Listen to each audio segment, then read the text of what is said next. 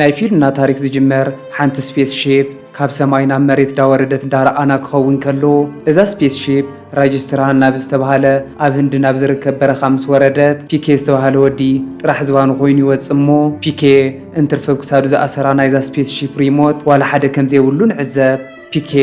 ኣብዚ ብኣወራ ዝተሸፈነ በረኻ ኮይኑ ንየማነ ፀጋም ከቋምት ከሎ ሃንደበት ሓደ ባቡር ክሳፈር ዝመፀ ወዲ ይርኢ እሞ ዳጉየ ናብቲ ወዲ ይኸድ። እቲ ወዲ ኣብ መጀመርያ ንፒኬ ጥራሕ ዝዋኑ ምስ ረኣዮ ኣዝዩ ዝሰንበደ ክኸውን ከሎ ነታ ኣብ ክሳድ ፒኬ ዘላ ሪሞት ምስ ረኣያ ክብርቲ ኮይና ስለ ዝተሰምዐቶ ኣሕዲጉዎ እንዳጉየ ናብ ባቡር ክድይብ ይፍትን።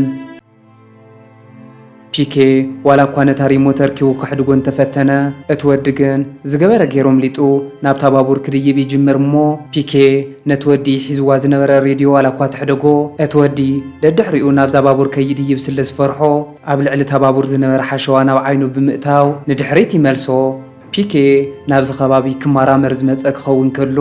ሕጂ ግን እታ ሪሞት ስለ ዝጠፍአት ናብቲ ዝመፀሉ ቦታ ክምለሰ ይኽእልን ማለት እዩ። ብድሕሪኡ ናይ ፊልምና ትርኢት ናብ ቤልጅየም ወሲዳትና ኣብ ቤልጅየም ጃጉ ዝተባሃለት ሓንቲ ህንዳዊት ጓል ንላለ። ጃጉ ካብ ህንዲ ናብ ቤልጅየም ንኽትዘናጋዕ ዝመፀት ክትከውን ከላ ሎማዓንቲ ከዓ ናይ ሓደ ተድንቆ ደራሲ ናይ ግጥሚ ምድላው ስለ ዘሎ ኣብቲ ፕሮግራም ንኽትሳተፍ ብሳይክላ እንዳበረረት ትኸድ እሞ ኣብቲ ቦታ ክትበፅሕ ከላ ብዘሕዝን መልክዑ መእተዊ ትኬት ከም ዝተወደአ ትፈልጥ። ሽዑ ጃጉ ብዘይ ምእታዋ ዳሓረቐት ከላ ሃንደበት ሓደ ወዲ ዝሽየጥ ትኬት ኣለኒ ኢሉ ዳተዳመፀ ትሰምዕ እሞ ዳጉየት ናብቲ ወዲ ክትከይድ ከላ ሱፍራዝ ዝተባሃለ ካሊእ ወዲ እውን ነዛ ትኬት ክገዝኣ ስለ ዝደለየ ዳጉየ ናብዚ ወዲ ይመፅእ እሞ ነዛ ትኬት ኣነኤ ዝገዝኣ ብምባል ክቋየቑ ይጅምሩ። ጃጉ በፃሒት ዓዲ ከም ዝኾነትን ነዛ ዕድል ደጊማ ክትረኽባ ከም ዘይትኽእልን ብምሕባር ነቲ ደራሲ ስለ ተድንቆ ናይ ግድን እዛ ዕድል ክተምልጠላ ከም ዘይብላ ክትሕብር ከላ እቲ ወዲ እውን ካብ ፓኪስታን ከም ዝመፀ ብምንጋር ካብ ቁልዕነቱ ጀሚሩ ናይዚ ደራሲ ፈታዊ ስለ ዝነበረ ንሱ እውን ነዛ ዕድል ክኸስራ ከም ዘይደሊ ይሕብር እሞ ክልቲኦም ኣብ ሓያል ንሕንሕ ይኣትዉ። እዙይ ዝረኣየ ትንታት ትኬት ንክሸይጥ ተዳልዩ ዘሎ ወዲ በጃኹም ሓዲኹም ግዝእዋ ይብሎም እሞ ሽዑ ጃጉ ብሓይሊ ነታ ትኬት እንዳወሰደት ንሱ ስቂሉ ሻሂ ይስተ ብምባል ሒሳብ ክትከፍል ናብ ቦርሳኣ ሃሶስ ትብል። እቲ ወዲ ከዓ ዋላ እኳ ነዛ ትኬት በ40 ዩሮ ተገዝኣ ኣብዚ እዋን ግን ካሊእ ትኬት ከምዘየላን እዛ ትኬት ክንደየናይ ኣገዳሲትን ከም ዝኾነት ስለ ዝተረድአ ብ100 ዩሮ እየ ዝሸጠልኪ ይብላ እሞ ሽዑ ጃጉ ኣዝያ ሓሪቓ ብኸመይ በ40 ዩሮ ዝሽየጥ ትኬት ብ100 ዩሮ እየ ዝሸጠልኪ ትብለኒ ብምባል ክትቋየቆ ትጅምር። እቲ ወዲ ግን ናይዛ ትኬት ኣገዳስነት ስለ ዝተረድአ እታ ትኬት ኣሕዲጉ ዘይትገዝእ ኮንከ ክይድለይ ይብላ እሞ ሽዑ ጃጉ ነቲ ትፈትዎ ደራሲ ንምርካብ ካሊእ መማረፂ ስለ ዘይብላ ከይፈተወት ናብ ቦርሳኣ ክትጥምት ትጅምር። እንተኾነ ግን ኣብ ቦርሳኣ 100 ዩሮ ከምዘየለ ተስተብህል እሞ ሳርፍራዝ እውን ኣብ ቦርስኡ 100 ዩሮ ስለ ዘይሓዘ ክልቲኦም ነታ ዝበኣሱላ ዝነበሩ ትኬት ከይገዝእዋ ክኸዱ ይብሉ። መንገዲ ክጅምሩ ክብሉ ሳርፍራዝ ዳጉየ ናብ ጃጉ ብምኻድ ክልቴና ዘለና ቅርሺ ዋፂና ንግዛእ እያ እሞ ክሳብ ፍርቂ ንስ ክትርኢ ብድሕሪኡ ኣነ ድሕሪ ፍርቂ ይርኢ ክብላ ከሎ ጃጉ ኣዝያ ተሓጒሳ ክልቲኦም ኣብ ቦርስኦም ዘሎ ገንዘብ ኣውፅኦም ክቆፅሩ ይጅምሩ።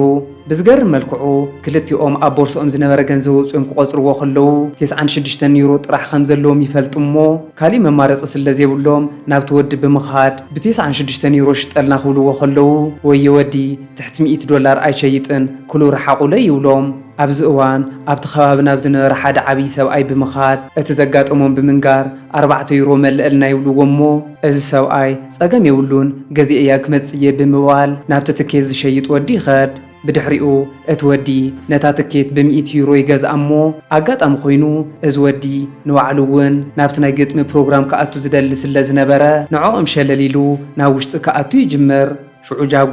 ኣዝያ ሓሪቓ ንምንታይ ከምዚ ትገብረና እታ ትኬት እኮ ናትና እያ ብምባል ክትቋየቆ ትጅምር እሞ እዚ ዓብይ ሰብኣይ ኣበይ ትፈልጥኒ ብምባል ፀባዩ ክቕይረላ ከሎ ጃጉ ተበሳጭያ በቲ ሒዝዎ ዝነበረ ኣይስክሬም ክዳኑ ተበላሽወሉ። ኣብዚ እዋን እቲ ወዲ ንፖላዊስ እንዳፀወዐ ክውጭጭ ይጅምር እሞ ፖላዊስ ናብኦም ክመፁ ዝረኣየ ሳርፍራዝ ብኢዳ እንዳጎተተ ሒዝዋ ብምኻድ በታ ናታ ብሽክሌታ ተጠቂሞም ካብዞም ፖላዊስ የምልጡ። ካብቶም ፖላዊስ ምሰምለጡ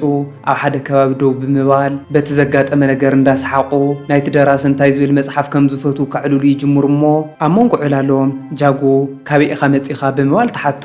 ሽዑ ሳርፍራዝ ካብ ፓኪስታን ከም ዝመጸ ብምሕባር ሽሙ ይነግራ እሞ ጃጎ ሽሙ ምስ ሰምዐት ናይ እስላማይ ሽሙ ምዃኑ ስለትፈልጥ ኣስላማይ ዲኻ ብምባል ጩቕ ትብል ሳርፍራዝ ገጻ ኸቀያየር ምስ ረኣየ ንምንታይ ንእስላማይ ክንዱዚ ዝኣክል ጸሊኣ ብምባል ብውሽጡ ዝሓረቐ ክኸውን ከሎ ምስ ከምዚኣ ዝበለት ጓል ክቐጽል ስለ ዘይደለየ ሓዲጉዋ ተሲኡ ክኸድ ይጅምር እሞ ድሕሪ ሒደት ጻንሒት ጃጉ ንምንታይ እየ ከምዚ ዝኸውን ዘለኹ ብምባል ተጣዒሳ ዳጉ የተርኪባ የቕሬታ ተሓቶ ብድሕሪኡ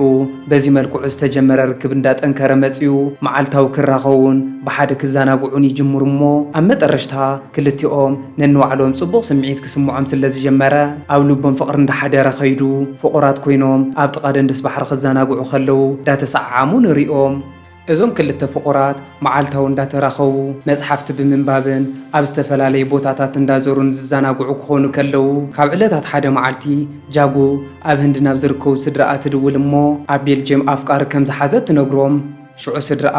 እቲ ወዲ ታዋይ ምዃኑ ክሓትዋ ከለዉ ጃጉ ፓኪስታናዊ ምዃኑን ሽሙ ሳርፍራዝ ከም ዝበሃልን ትነግሮም እሞ እዚ ዝሰምዑ ስድራኣ ሳርፍራዝ ዝብል ሹም ናይ እስላማይ ምዃኑ ስለ ዝፈልጡ ኣዝዮም ሓሪቖም ንምንታይ ምስ እስላማይ ፍቕሪ ትጅምር ብምባል ክቋየቑዋ ይጅምሩ ኣቦ ኣነጃጉ ኣብ ሃይማኖቱ መኽረሪ ክኸውን ከሎ ንኹለን ደቁ ናይቲ ናይ ፈጣሪ ተላኣኺ እዩ ፈጣሪ ሰምዖ ኢሉ ዝኣምኖ ታፓስ ብዝተባሃለ ወዲ ስእልታት ኣብ ቦርሰአን ኣብ ዝድቅሳሉ ኮቦርታን ኣብ ኩሉ ነገር እንዳለጠፈ እዩ ዕብይወን በዚ ከዓ ኣቦ ኣነጃጉ ደቁ ልክዕ ከምቲ ንሱ ዝገብሮ ንታፓስቢ ንኸኣምንኦን ኣብ ሃይማኖተን ጠንካራታትን ክኾና ዝደሊ ክኸውን ከሎ ጃጉ ግን ንሳርፍራዝ ኣዝያ ከም ተፍቅሮን ስለተኣምኖ ካብኡ ክትፍለ ከም ዘይትደልን ትሕብረሉ እሞ ኣቦ ኣነጃጉ ሳርፍራዝ ሓቀኛ ግጣም ናይ ጓለዲ እዩ ኢሉ ንኸረጋግጽ ናብቲ ናይ ፈጣሪ ተላኣኺ ኢሉ ዝኣምኖ ታፓስቢ ይኸድ ኣቦ ኣነጃጉ ናብ ታፓስቪ ብምኻድ ብዛዕባ ተዘጋጠመ ኩሉ ክነግሮ ከሎ ታፓስቪ ሓደ ሃይማኖታዊ ስነ ስርዓት ብምክያድ ብዛዕባ ሳርፍራዝ ዝተረኣዮ ክዛረብ ይጅምር እሞ ንጃጉ እቲ ኣምኖን የፍቅሮን እየ ትብልዮ ዘለኸ ወዲ ከምቲ ኸማኸ ይፈትወክን ዘፍቅረክ መሲሉ ቀሪቡ ኣብ መጠረሽታ ጠሪሙ ክኸይድ እዩ ይብላ እሞ ጃጉ ኣዝያ ሓሪቓ ናይ ክልቲኦም ፍቕሪ ሓቀኛ ምዃኑ ክተረጋግጽ ስለ ዝደለየት ናብ ሳርፍራዝ ብምኻድ ጽባሕ ንመርዖ ትብሎ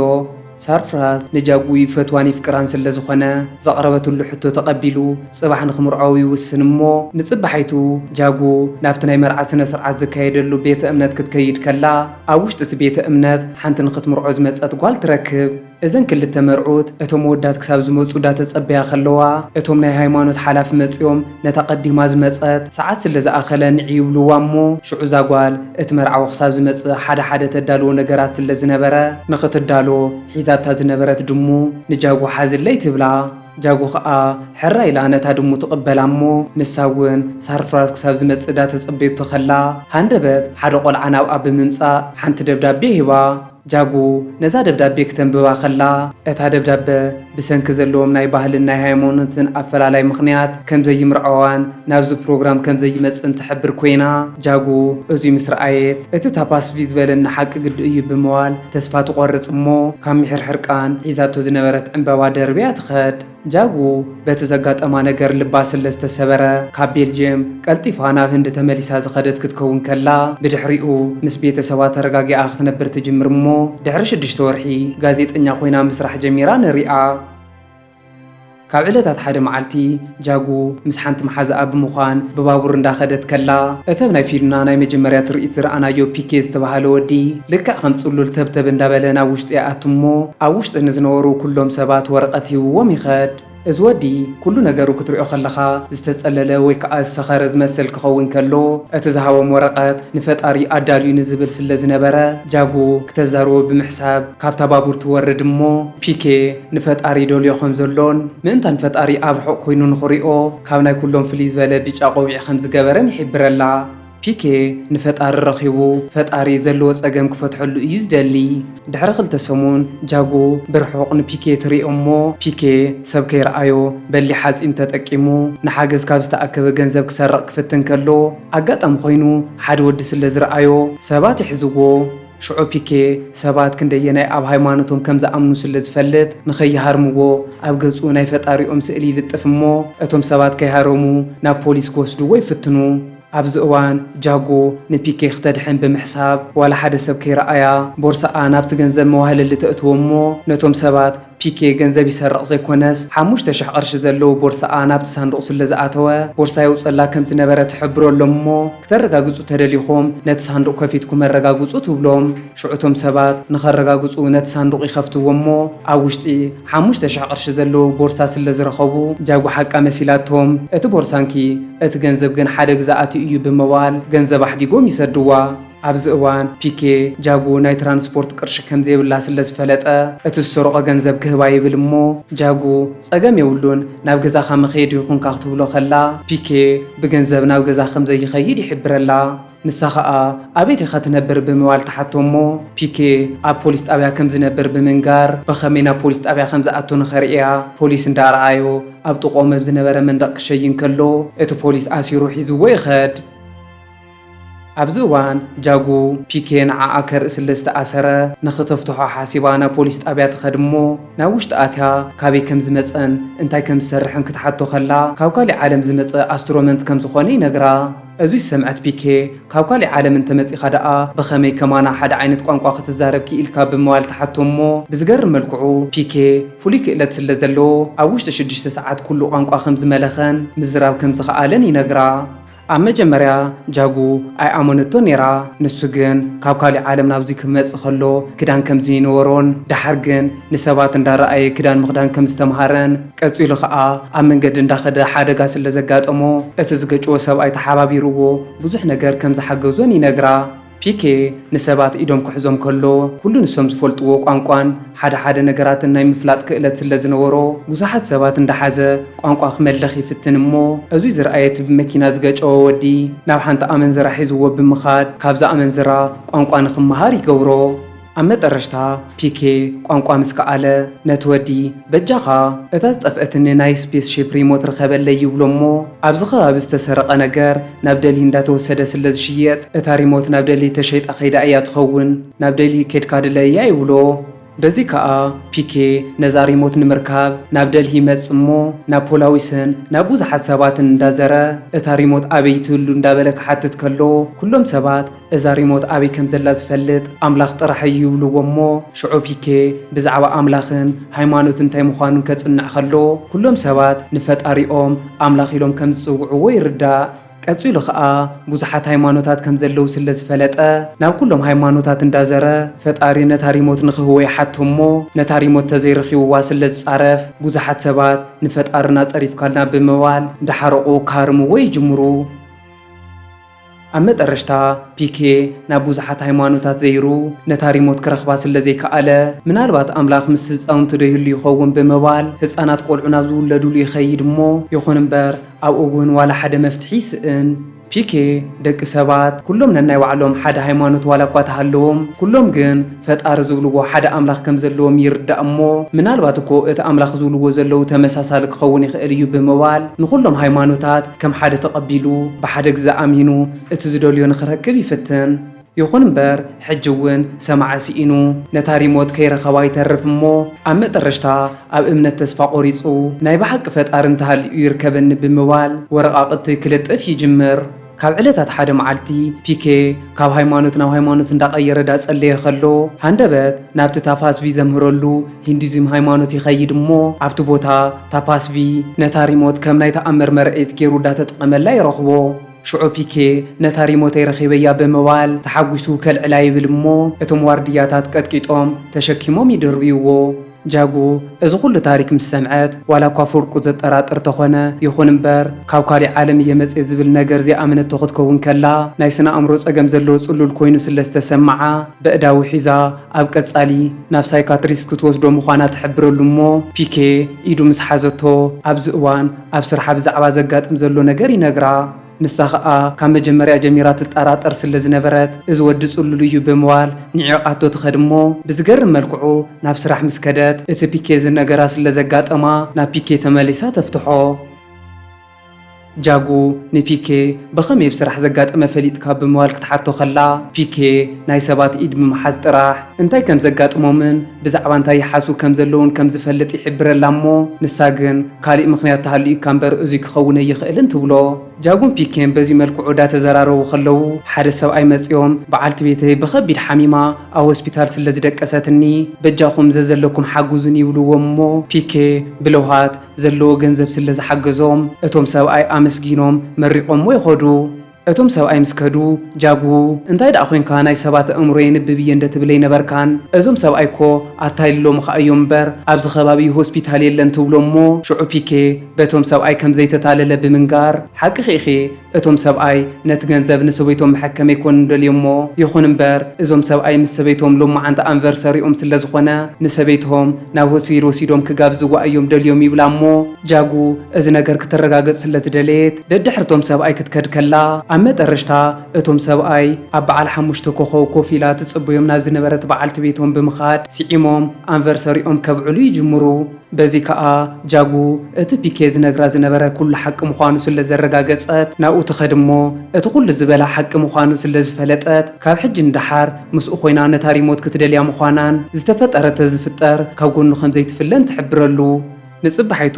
ጃጉ ንፒኬ ሒዛቶ ናብ ስርሓ ትኸድ እሞ ምስ ሓላፊ ኣምሰራ ኸበቶ ፒኬ ነቲ ማናጀር ኣብዚ መደበር ቴሌቪዥን ኢንተርቪው ንኽገብሩሉን ብዙሓት ሰባት ብሹም ሃይማኖት እንዳሸቀጡ ንሰባት የጋጉዩ ከም ዘለዉ ከም ዝፈልጥን ይዛረብ። በዚ ከዓ ምስቲ ታፓስቪ ዝተባሃለ ናይ ሂንዱዝም እምነት ተኸታልን ሰባኽን ተራኺቦም ንኽካትዑ ይግበር እሞ ታፓስቪ ፈጣሪ ዝለኣኸኒ ኩሉ ነገር ዝፈልጥ እየ ክብል ከሎ ፒኬ ዋላ ሓደ ከም ዘይፈልጥ ብምንጋር ይካትዖ። ኣብዚ እዋን ፒኬ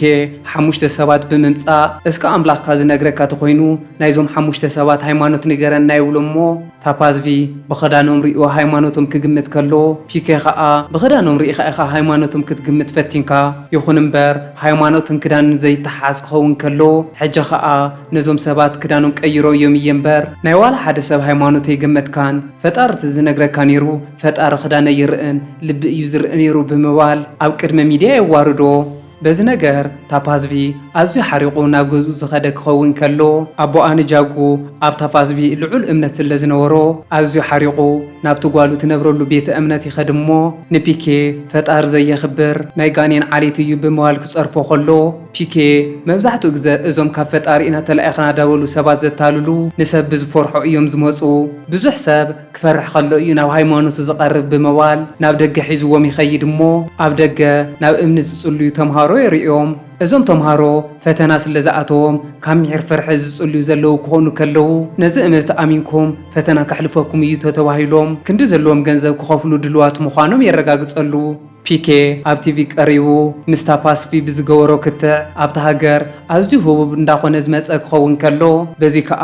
ብዙሓት ሰባት ናይና ሃይማኖት ሓቀኛ እዩ ረአዩ እዚ ሃይማኖት ሓላፊ ጋኔን የውፅእ እዩ ብምባል ብዙሕ ቪድዮታት ክሰድሉ ይጅምሩ። መብዛሕትኦም ከምዚ ዓይነት ቪድዮታት ዝሰድሉ ሰባት ናቶም ሃይማኖት ሓቀኛ ዝመስሎምን ንፒኬ ካብ ዝተጋገየ መንገዲ ከድሕንዎን ዝሓስቡ ዋላ እኳ ተኾኑ ፍርቆም ግን ናይ ፒኬ ህውነት መዝሚዞም ምስኡ ብምክታዕ ህቡባት ክኾኑ ዝደልዩ እዮም። በቲ ሓደ ከዓ እቲ ናይ ሂንዱዝም ሓላፊ ታፓስቪ ካብ ህዝቢ ብዝመፅኦ ገንዘብ ዝናበር ስለ ዝኾነ ነቶም ምስኡ ዝሰርሑ ካብ ህዝቢ ገንዘብ ንኽእክቡ ይሰዶም እሞ ታፓስቪ ምስ ፒኬ ኣብ ቴሌቪዥን ቀሪቡ ብዝገበሮ ክትዕ እንዳተሰዓረ ዝረኣዩ ህዝቢ ክንዕቕዎ ስለ ዝጀመሩ ገንዘብ ዝህቦም ይስእኑ። በዚ ከዓ ታፓስቪ ዝጠፍአ ሽሙ ንምሕዳስ ካሊእ መማረፂ ስለ ዘይብሉ ደጊሙ ምስ ፒኬ ተራኺቡ ንኽካታዕ ይውስን እሞ ምስ ፒኬ ዝራኸብሉ መዓልቲ ቆሪፆም ክዳለዉ ይጅምሩ። ብድሕሪኡ ናይ ፊልምና ትርኢት ናብቲ ንፒኬ ምስ ገጨዎ ካብ ቋንቋ ጀሚሩ ብዙሕ ነገር ዝሓገዞ ወዲ ክትወስደና ኸላ እቲ ወዲ ነቲ ንፒኬ ሪሞት ዝሰረቆ ሌባ ይረኽቦ እሞ እንዳቐጥቀጠ ኸለፋልፎ ከሎ እዚ ሌባ ነታ ሪሞት ናብ ታፓስቪ ብ40,000 ከም ዝሸጠሉ ይላፋለፍ። በዚ ከዓ እዚ ሚስጥር ንዓለም ከቃልሕዎ ስለ ዝደለዩ እዚ መሓዝኡ ንፒኬ ነቲ ሌባ ሒዝዎ ናብ ሙምባይ ናብ ፒኬ ይመጽእ እሞ ፒኬ ንኽቕበሎም እንዳተዳለወ ከሎ ናይ ታፓስቪ ሰባት ስለ ዝሰምዑ ኣብ መንገዲ ጸኒሖም ፈንጂ ብምፍንጃር ንኽልቲኦም ይቐትልዎም። በዚ ከዓ ፒኬ እቲ ዝፈትዎ መሓዝኡ ስለ ዝሞተ ኣዝዩ ዝሓዘነ ክኸውን ከሎ ድሕሪ ሒደት መዓልታት ምስ ታፓስቪ ክትዕ ዝገብሩሉ መዓልቲ ኣክል እሞ ናብ ሚድያ ቀሪቦም ክልቲኦም ክካትዑ ይጅምሩ። ክተዖም ክጅምሩ ከለዉ ታፓስቪ ንምዕዋት ካብ ዘለዎ ባህጊ ደጋጊሙ ብዙሕ ሕቶታት ንፒኬ ዝሓቱ ክኸውን ከሎ ፒኬ ዋላ ሓደ ኸይመሰሎ ብዝተረጋግዐ መንፈስ ዝተሓተቶም ሕቶታት እንዳመለሰ ንሪኦ። በዚ ዝሓረቐ ታፓስቪ ፒኬ ሃይማኖት የብሉን ኣብ ፈጣረ ይኣምንን ኢሉ ብሰባት ከፅርፎ ስለ ዝደለየ ክንደይ ኣምላኻት ኣለዉ ኢልካ ተኣምን ብምባል ይሓቶ እሞ ፒኬ ክልተ ኣምላኻት ኣለዉ ንሳቶም ከዓ እቲ ሓደ ንኸማና ዝበሉ ሰባት ዝፈጠረ ክኸውን ከሎ እቲ ካልኣይ ከዓ ከማኻ ዝበሉ ሸቀጥቲ ዝፈጠርኩሞ እዩ ይብሎ። እዚ ምስ ሰምዐ ታፓስቪ ዝሕዞን ዝጨብጦን ዝሰኣነ ክኸውን ከሎ ፒኬ ከዓ ናይ ትኽቲ ኣርእስቲ ብምቕያር ቅድሚ ዓመታት ንጃጉ ሳርፍራዝ ዝተባሃለ ወዲ ኣየፍቅረክን ኣብ መጠረሽታ ክጠልመክ እዩ ኢልካያ ነርካ ይኹን እምበር ክሳብ ሕጂ ኣይጠለማን ይብሎ እሞ ጃጉ ክትሕተት ከላ ኣብቲ እዋን ሳርፍራዝ ከም ዝጠለማ ትምስክር። ሽዑ ፒኬ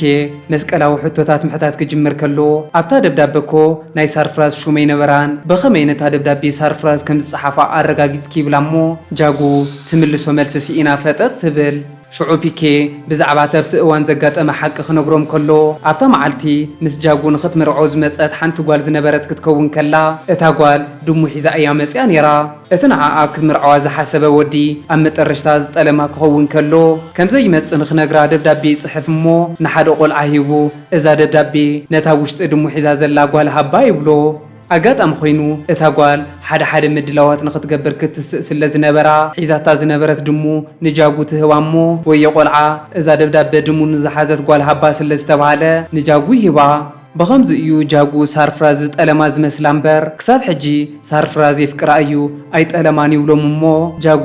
ናብ ሳርፍራዝ ደው ኢላ ብዛዕባ ዝነገር ንኽተረጋግፅ ትሕተት። ሽዑ ጃጉ ናይ ሳርፍራዝ ኣድራሻ ስለ ዘይብላ ኣብ ቤልጅየም ክራኸቡ ከለዉ ፓኪስታናዊ ምዃኑ ነጊርዋ ከም ዝነበረ ትዝክር እሞ ኣብ ቤልጅየም ናብ ዝርከብ ናይ ፓኪስታን ኤምባሲ ብምድዋል ናይ ሳርፍራዝ ኣድራሻ ሓቲታ ናብ ሳርፍራዝ ትድውለሉ። ሳርፍራዝ ጃጉ ምስ ደወለትሉ ካብ ምሕር ታሕጓስ ኣዝዩ ዝሰንበደ ክኸውን ከሎ ኣብቲ ናይ መርዓ መዓልቲ ንኽምርዓዋ መፅኡ ከም ዝነበረን ይኹን እምበር ደጊምካ ከይትረኽበኒ ዝብል ደብዳቤ ሓዲጋትሉ ከም ዝኸደት ይዛረብ እሞ ጃጉ ብዛዕባ እዛ ደብዳቤ ክትዝክር ከላ እተን መጀመርያ ዘንበበቶ ኣይመፅን ዝብል ደብዳቤ ካብ ሳርፍራዝ ዝተፀሓፈላ ስለ ዝመሰላ እያ ከምኡ ዓይነት ደብዳቤ ሓዲጋትሉ ኸይዳ። በዚ ከዓ ሳርፍራዝ ናይ ጃጉ ውሳነ ንኸኽበር ክብል ንሳርፍራዝ ደው ኢላ ዘይፈልጥ ክኸውን ከሎ ጃጉ ከምኡ ብምግባራ ተጣዒሳ ክትበኪ ትጅምር። ታፓስቪ ናብዚ ክትዕ ክመፅእ ከሎ ኣብዚ ክትዕ ተተሳዒረ እታ ናይ ስፔስሺፕ ሪሞት ንፒኬ ክህቦ እየ ኢሉ ቃል ኣትዩ እዩ ነይሩ። ሕጂ ግን ስዕሮቱ ምስ ፈለጠ ሓሳቡ ቀይሩ ነታ ሪሞት ከልዕላ ይብል እሞ ኣቦኣ ንጃጉ ብኢዱ ሒዙ ይኽልክሎ።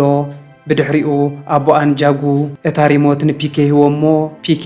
በዛ ሪሞት ተጠቂሙ ናብቲ ዝመፀሉ ዓለም ንኽምለስ ይውስን። ፒኬ ንጃጉ ኣይ ላቭ ዩ ዝብል ኣብ ወረቐት ፅሒፉ ሓዲጉላ ዝኸደ ክኸውን ከሎ ኣብዚ ዝረኣዮ ኩሉ ነገር ናብታ ዝመፀላ ዓለም ከይዱ ሪፖርት ክገብር ስለ ዘለዎ ንጃጉ ምስ ሳርፍራዝ ተዓሪቓ ንኽትነብር ገዲፍዋ ንድሕሪት ግልፅ ከይበለ ናብታ ስፔስሺፕ ዘለቶ በረኻ ዳኸደዳ ረኣና ፊልምና ትውዳእ። ፍትዋት ተኸታተልቲ እዛ ቻናል ናይ ሎም ፊልም ከመይ ትርእይዋ ተፈቲኹማ ላይክ ሼር ሳብስክራይብ ምባል ከይትርስዑ።